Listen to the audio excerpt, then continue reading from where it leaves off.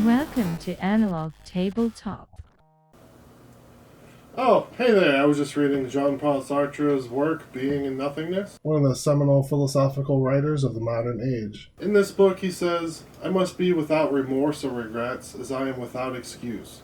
For what the instant of my surge into being, I carry the weight of the world by myself alone, without help, engaged in a world for which I bear the whole responsibility without being able, whatever I do, to tear myself away from this responsibility for an instant.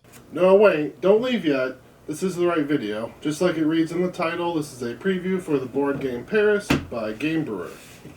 Jean-Paul Sartre spent most of his life living in Paris, but that's not the only connection I'm making here. I'll come back to that quote in my review. Don't worry, it's not as pretentious as it sounds. We are just still talking about board games here. I just want to bring to light some interesting thoughts. So let's talk about the game. In the game Paris, you are a wealthy real estate investor in the 1900s in Paris. Paris is at the height of its transformation into one of the most beautiful cities in the world. After having successfully organized the World Fair in 1889, the construction of the Eiffel Tower, and celebrating the centennial of the storming of the Bastille, Paris goes through a period known as La Belle Époque, which is French for beautiful epoch. The architecture of Paris created during this period ranged from Neo-Byzantine and Neo-Gothic to Art Nouveau and Art Deco. It is your task to purchase some of these magnificent buildings to make a profit and invest in the development and upkeep of some of Paris's most iconic monuments and landmarks. This is a Kickstarter prototype copy of the game. Changes may still happen before the game is finalized and shipped out to backers. A change that has already been made is that the central building here, the Arc de Triomphe, is being made smaller so it doesn't hinder the board view of other players. In addition, the center tile will be double-sided and have a printed version of the building on it instead so you can remove the building from the board entirely. I was compensated for this review in the form of a free copy of the pre-production game, but they didn't tell me that I better say it's great or else, so I don't feel like it's much of an issue. I'll tell you how I honestly feel about the game during my review. Speaking of the game, let's put it out on the table and see how it plays. Setup for the game can be done in two ways, by either doing the default setup where all the pieces are placed according to their matching numbers, or a more random setup where the tiles and tokens are placed randomly and giving more replay value. On your turn, you can take and place a building if there are still buildings available from one of the three piles. The buildings have the district they go on their backs, so you can strategize with that information. Then you perform one of three actions. You can place a key on either a bank in one of the districts or on the Arc de Triomphe. You can only have one key on each spot. You then acquire the gold listed on the district. Instead of placing a key, you can move one of your keys from a bank or the Arc de Triomphe to an unoccupied building or landmark and pay the cost of the building in francs, as well as the wood resource if it's a level 8 building, and other resources if it is a landmark. Take the prestige or resource of the building if it is still available. If you place your key on a 1, 2, or 3 building, you can get a bonus tile. To do so, you move your bonus meeple as far as you want around the bonus track. You cannot move your meeple backwards, so once you are at the end tile, you can no longer receive a bonus tile. When there are 4 keys in a single district, including landmarks and buildings, then the player who placed the 4th key places an unclaimed VP tile on an available spot in any district of their choice. Some of the buildings also have bonuses that you gain. You can also move a key from one building you already control to an unoccupied building with a larger cost in the same district.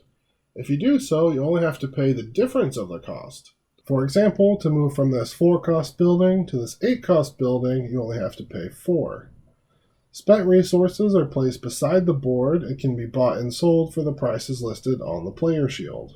To play a landmark, put it into any district that you have a key in and then move your key onto it. You can also move onto any unoccupied landmark that is already placed into a district. Once all of the buildings have been built, the third action becomes available, the endgame tiles. When you take the new action, you look at all the tiles left available and choose one to keep. The game continues until all of the endgame tiles have been acquired. At that point, the round is finished and everyone gets one more round to finish up. When the game ends, you score points based off of VP tiles that were placed and this bonus tile. That's pretty much all there is to the game. Wolfgang Kramer and Michael Kiesling designed this game, and for some of you that may be all you need to know.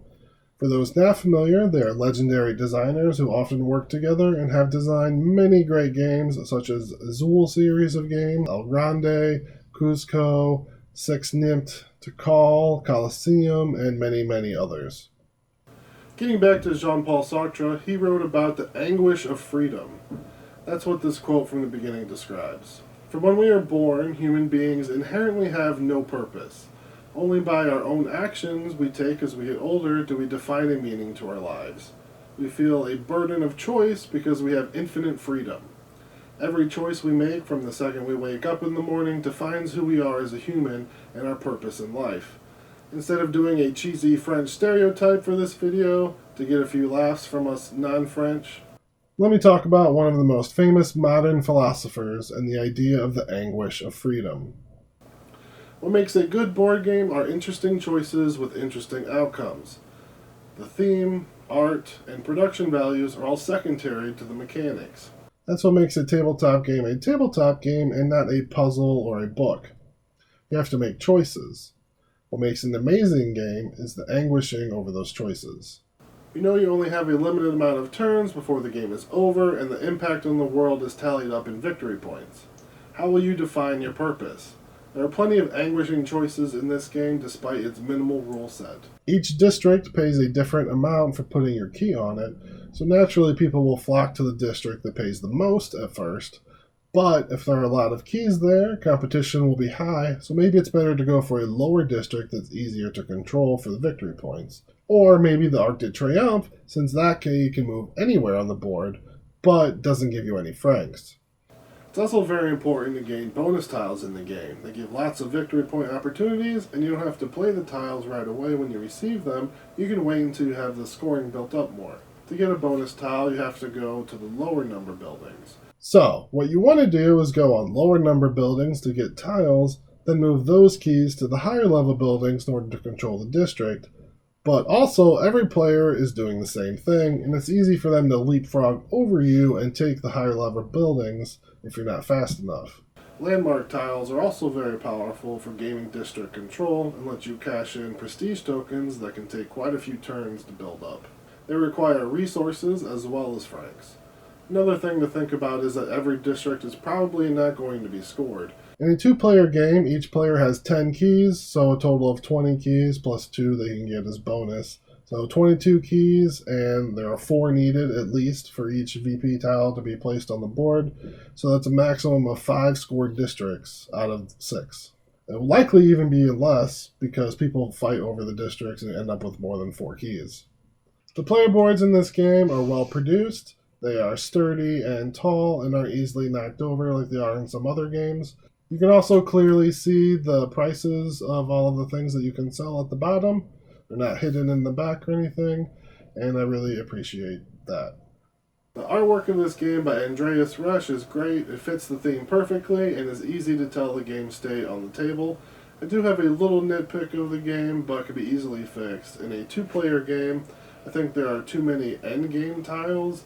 The other player and I, for our last few turns, ended up just semi-randomly picking up the endgame tiles, since we can no longer move any keys on the board, and it felt like a bad way to end the game. It could easily be fixed by changing the number of endgame tiles used for the different player counts. Hopefully that will make it into the final version. I personally don't really have a problem with the building in the middle of the table. I thought it wasn't that much of an issue seeing the information on the board. That may be different depending on the height of view and your table though, but it is being addressed anyways, so I'm confident the creators are listening to player feedback, which is great to see. Paris is a quality game that is worth adding to your collection if you are looking for a game that is easy to teach, can be played in under an hour, and has an elegant, thoughtful mechanics. If you would like to back this game, a link to the Kickstarter will be in the description. Thank you so much for watching. If you like this video, let YouTube know it by clicking the button and subscribing. It really helps us make this content and will help you out by getting to see it.